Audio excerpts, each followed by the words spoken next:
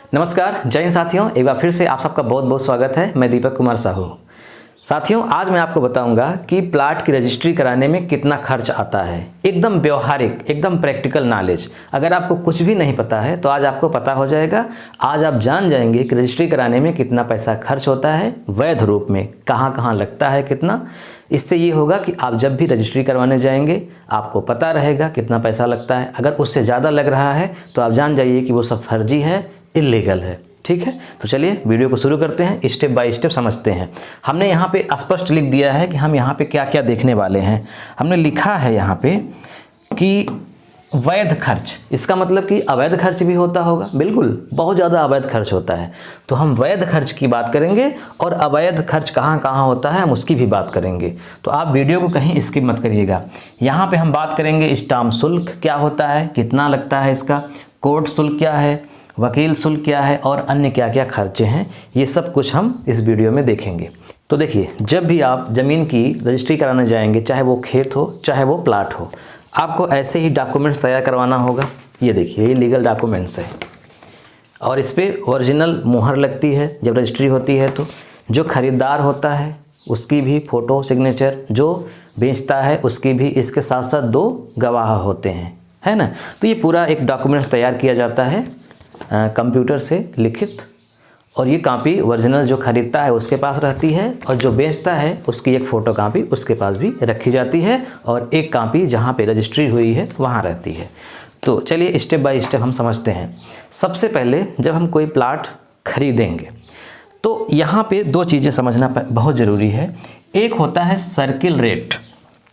Circle rate, इसको आप जब समझ लेंगे तभी आप पूरी बात समझ पाएंगे। Circle rate. और एक होता है मार्केट रेट। मार्केट रेट, ये दोनों क्या हैं, सर्किल रेट और मार्केट रेट। सर्किल रेट को हम बोल सकते हैं सरकारी रेट या कानूनी रेट, यानी वो मूल्य, संपत्ति का वो मूल्य जो सरकार ने निश्चित किया है उसको हम लोग सर्किल रेट बोलते हैं। और वो मूल्य जो अपनी ज़रूरत के हिसाब से बढ़ाई घटाई जा रही है उसको हम मार्केट मूल्य कहेंगे।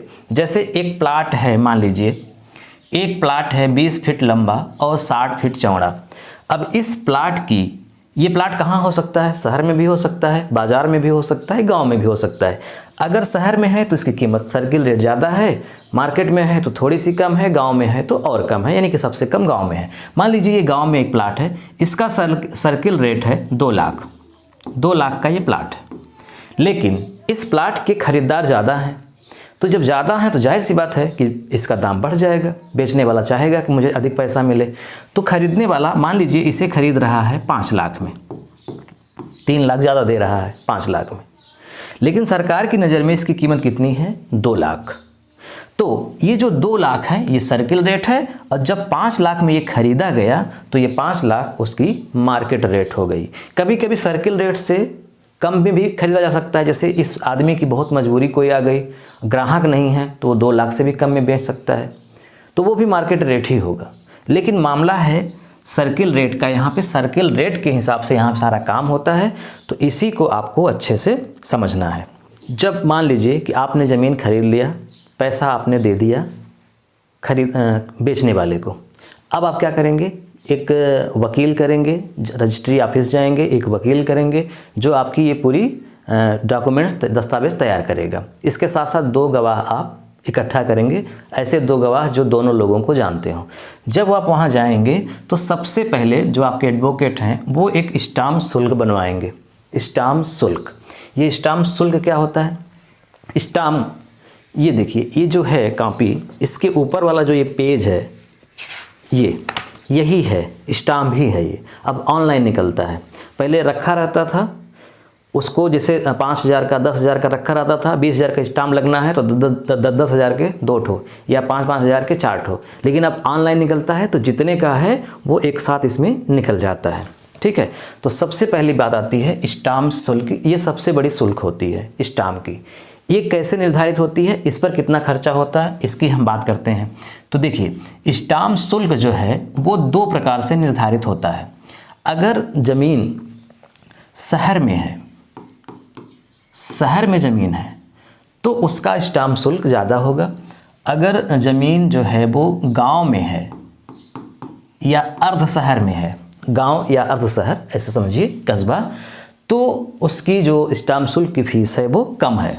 अब आप जानते हैं कि हमारे संविधान में जो कृषि विषय है, ज़मीन से संबंधित और कृषि से संबंधित सारे कानून राज्य सरकारों के अधिकार में आते हैं, यानी केंद्र इस पर नियम नहीं बनाता।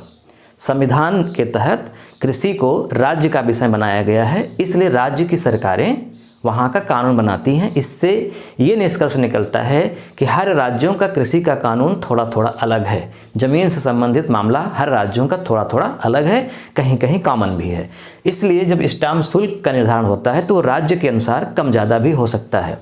तो मैं अगर उत्तर प्रदेश की बात करूँ तो इस समय उत्तर प्रदेश में 7% और 6% है, और गांव में 5% और 4% है। ये क्या है? 2-2%।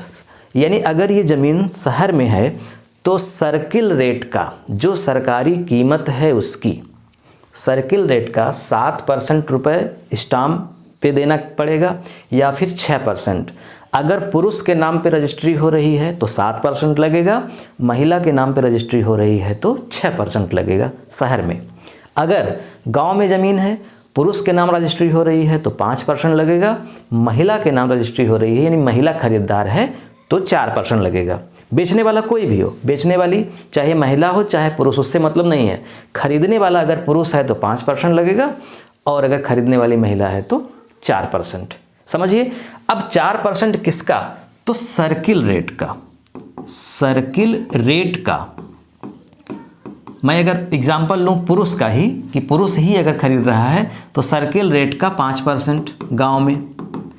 अब एक प्रश्न आया कि हमने जो ज़मीन देखी थी उस ज़मीन की 2 कीमत थी, एक सर्किल रेट और एक मार्केट रेट। एक सर्किल रेट, एक मार्केट रेट। सर्किल रेट हमने इसका देखा था 2 लाख, मार्केट रेट हमने इसका देखा था 5 लाख। तो इसका मतलब क्या होगा? अगर हम 5 लाख रुपए गवर्नमेंट को दिखा रहे हैं कि हमने 5 लाख रुपए में ज़मीन खरीदी, तो जो ये स्टाम्प शुल्क लगेगा वो 5 लाख रुपए पर लगेगा, 2 लाख रुपए पर नहीं लगेगा। किस पर लगेगा? 5 लाख। अगर हमने दिखा दिया कि हम 2 लाख में ही खरीद रहे हैं, दिखाने का मतलब कि आजकल क्या होता है, लोग अपने आगे लेन देन कर लेते हैं और गवर्नमेंट जब जाते हैं रजिस्ट्री करवाने तो वहाँ बता देते हैं कि हमने 2 लाख में ही खरीदा, जो सर्किल रेट है उतने में ही खरीदा। तो बस वहाँ बोलना होता है, तो उसी 2 लाख और वही रजिस्ट्री जो कॉपी बनती है, दस्तावेज बनता है, उस पर 2 लाख लिखा भी जाएगा। तो जितना उस पर लिखा गया है, जितना उस पर दिखाया गया है उसका, तो अगर उस पर 2 लाख दिखाया गया है तो 2 लाख का 5%, 5 लाख दिखाया गया है तो 5 लाख का 5%। लेकिन ध्यान रखिएगा 2 लाख से कम पर नहीं बनेगा। यानी अगर ज़मीन वो 1.5 लाख में बेची जा रही है तो दिखा सकते हैं कि 1.5 लाख में बेची गई, लेकिन 1.5 लाख का 5% नहीं होगा, क्योंकि मिनिमम उसकी प्राइस 2 लाख निर्धारित की गई है गवर्नमेंट से। इसलिए 2 लाख रुपए पर 2 लाख रुपए सर्किल रेट का 5% स्टाम्प शुल्क देना ही होगा।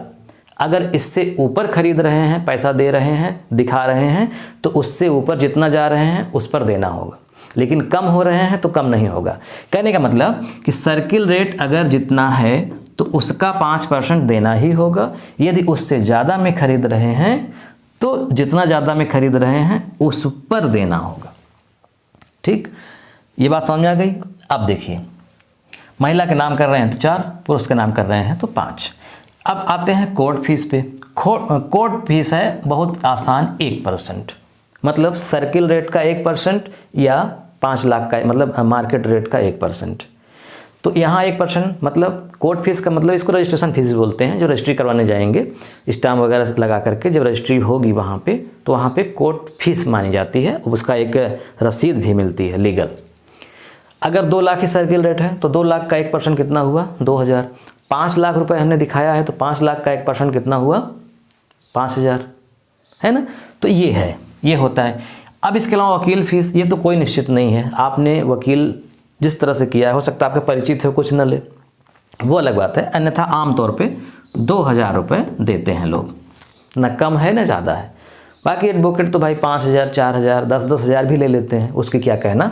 लेकिन अगर वो दिन भर बेचारा 3 घंटे 4 घंटे मेहनत कर रहा है और 2000 रुपये ले लिया तो ठीक है। अन्य खर्च में क्या आएगा? अन्य खर्च में ये जो डॉक्यूमेंट्स बना पूरा, इसको टाइप किया गया है तो टाइप करने वाला लेगा खर्चा। स्टाम्प जिसने निकाला है उसने कुछ पैसा, वो कुछ पैसा लेगा, 200-250 रुपये, है ना। तो इस तरह से आप भी इसका 500 रुपये जोड़ सकते हैं। 500 रुपये आप जोड़ लीजिए, क्योंकि टाइप करेगा, समय लगेगा, इतना मेहनत करेगा, स्टाम्प निकालेगा, उसमें भी कुछ उसको कटता है। तो इस तरह से 500 रुपये, कहीं कहीं आप 1000 भी हो सकता है। तो अब मैं इसको ये आपको मैं बता दिया कि स्टाम्प शुल्क लगता है, कोर्ट शुल्क लगता है, वकील शुल्क, और ये है। अब इसमें मैं एक उदाहरण के माध्यम से आपको समझा देता हूँ, फिर आपको मैं बताता हूँ कि अवैध खर्च कहाँ होता है, कहाँ पे ज़्यादा पैसा लग सकता है। तो मैं एक उदाहरण देता हूँ कि मान लीजिए कि जो ज़मीन खरीदी गई, वो ज़मीन, उस ज़मीन का जो कीमत है वो है 5 लाख रुपए। सर्किल रेट, मान लीजिए सर्किल रेट 5 लाख था, 5 लाख रुपए में वो खरीदी भी गई। अब इसमें कुल कितना खर्च आएगा? तो सबसे पहले क्या होगा, स्टाम्प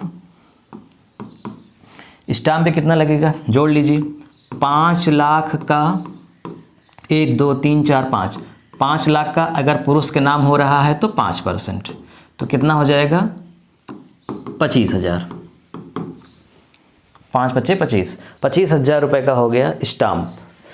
इसके अलावा कोर्ट की फ़ीस कितना हो जाएगी 1%, यानी 5 लाख का 1% कितना होगा 5,000। 5,000 रुपये कोर्ट फीस हो गई। अब वकील का हमने एक निश्चित ही रकम जोड़ ली थी, कितना 2,000, चलिए 2,000। फिर अन्य में हमने डॉक्यूमेंट्स वगैरह तैयार करने का हमने जोड़ लिया, कितना 500 रुपये। अब सबको आप जोड़ दीजिए कितना हुआ, तो 25,000 ये, 5,000 ये, 25 5 30, 2 32 और 500 ये, मतलब 32.5, या चलिए हम 33,000 कर देते हैं, 33,000 रुपये लगभग। ये कब आया? जब आपने ज़मीन 5 लाख में खरीदी और जो ये आपने बनवाया है दस्तावेज, इसमें आपने 5 लाख दिखाया। अगर आपने इसमें 2.5 लाख ही दिखाया है या 2.5 लाख ही सर्किल रेट है, 2.5 लाख में ही ख़रीदा है, तो आपका क्या क्या कम होगा? ये कोर्ट फीस कम हो जाएगी, ये स्टाम्प शुल्क कम हो जाएगा, लेकिन ये नहीं कम होगा, वकील अपना फीस लेगा ही। आप चाहे उसको 1 लाख में ख़रीदें, चाहे आप उसको 50 लाख में ख़रीदें, वकील अपना फीस लेगा ही, और जो डॉक्यूमेंट्स तैयार करने का खर्चा आ रहा है वो लगेगा ही, बस यहाँ पे कम होगा। तो ये है एक वैध प्रोसेस, इतना ही पैसा लगता है।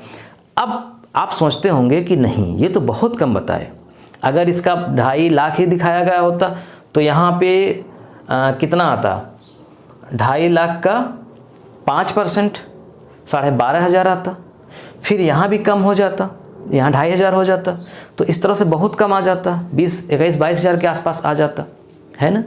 लेकिन ज़्यादा लग जाता है, तो ज़्यादा कहाँ लगता है, अब मैं आपको समझाता हूँ।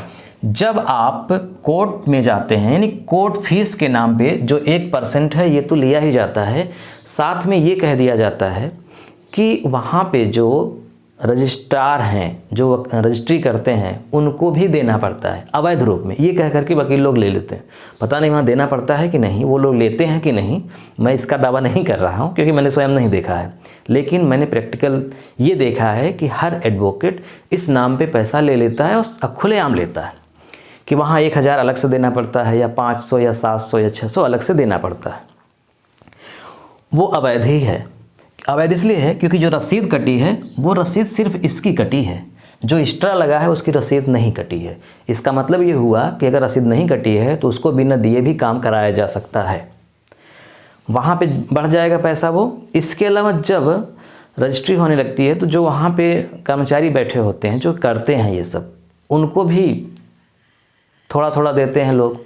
लास्ट में जब सब कंप्लीट हो जाता है तो जब मुहर वगैरह लगाते हैं जो कर्मचारी, वो भी ले लेते हैं। तो इस तरह से 1,000 रुपये उसका भी जोड़ लीजिए, और इधर तो ऐसे ही 2-2.5-3,000 रुपये और बढ़ जाएगा।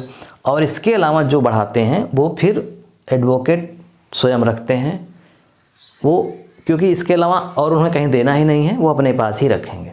दाखिल खारिज होती है तो दाखिल खारिज के समय लगेगा, लेकिन इसी समय ले लेंगे, ठीक है। तो हमने आपको क्या बताया कि यदि आप प्लाट खरीद रहे हैं और उसका सर्किल रेट 5 लाख है तो, और गांव में है, उत्तर प्रदेश की मैं बात कर रहा हूं, तो इतना खर्चा लगभग आपका आएगा वैध रूप में। इससे ज़्यादा लग रहा है तो आप समझ जाइए कि वो अवैध है, वो लगना नहीं चाहिए था, बस इतना पर्याप्त है। दाखिल खारिज के नाम पर तो वो एडवोकेट पर निर्भर करता है वो कितना ले लेगा। आमतौर पर उससे बहुत कम खर्चा आता है, 2 से 2,500 रुपये बहुत होता है दाखिल खारिज के लिए भी। वीडियो देखने के लिए आपका बहुत बहुत धन्यवाद। मिलते हैं नेक्स्ट वीडियो में। नमस्कार।